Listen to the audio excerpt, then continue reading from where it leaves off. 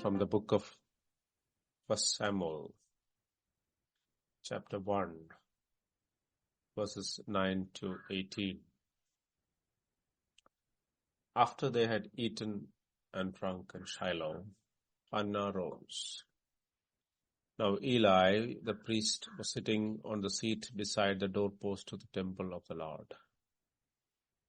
She was deeply distressed and prayed to the Lord and wept bitterly.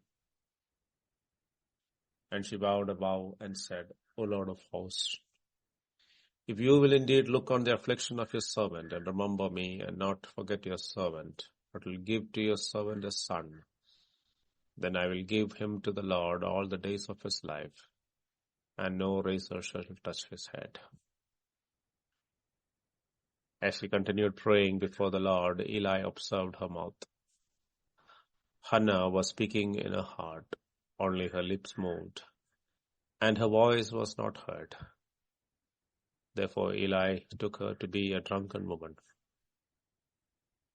And Eli said to her, How long will you go on being drunk? Put your wine away from you. But Hannah answered, No, my lord, I am a woman troubled in spirit. I have drunk neither wine nor strong drink, but I have been pouring out my soul before the Lord.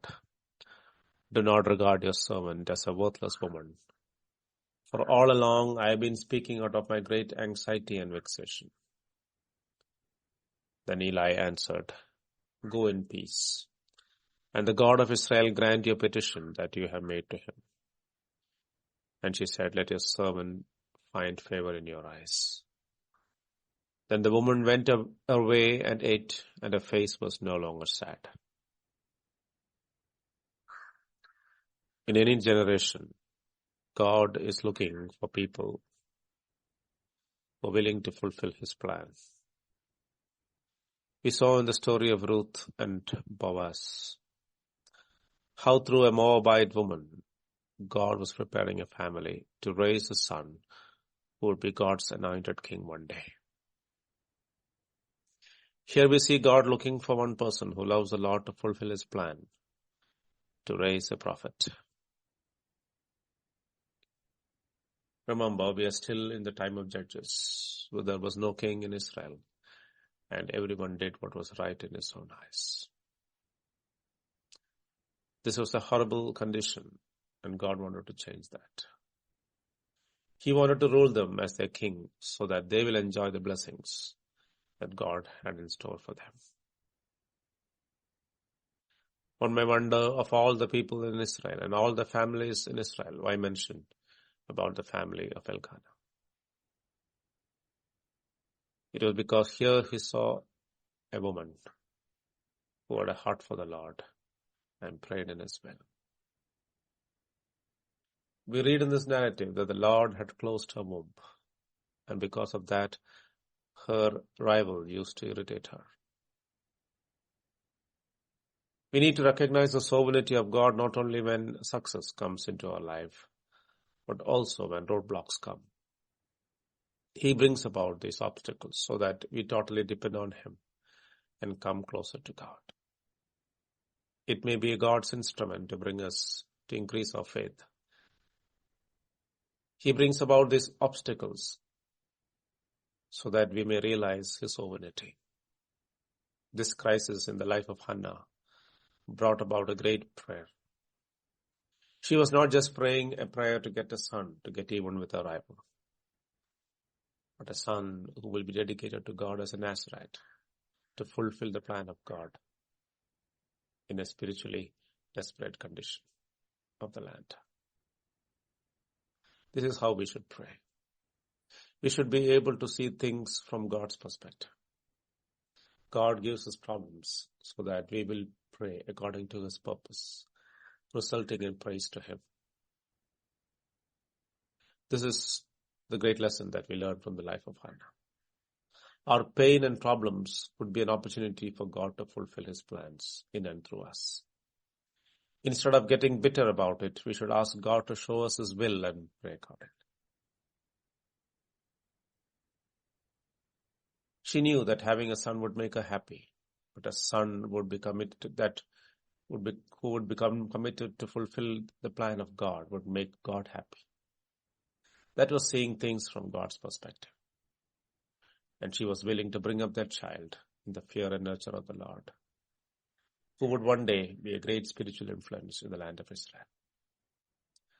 James says in James chapter 4 verse 1, what causes quarrels and what causes fights among you? Is it not this, that your passions are at war within you? You desire and do not have, so you murder. You covet and cannot obtain, so you fight and quarrel. You do not have because you do not ask. You ask and do not receive because you ask wrongly to spend it on your passions. You adulterous people. Do you not know that friendship with the world is enmity with God? Therefore, whoever wishes to be a friend of the world makes himself an enemy of God. The spiritual condition of that time is seen in the life of Eli, the priest, and his two children, Hophni and Phinehas. Eli, who was supposed to guide the people and recognize people who are godly, was not able to recognize a deeply devout and praying woman. And worse still, his two children had no regard for the holy things of God, that they even committed immorality with a woman serving in the tabernacle.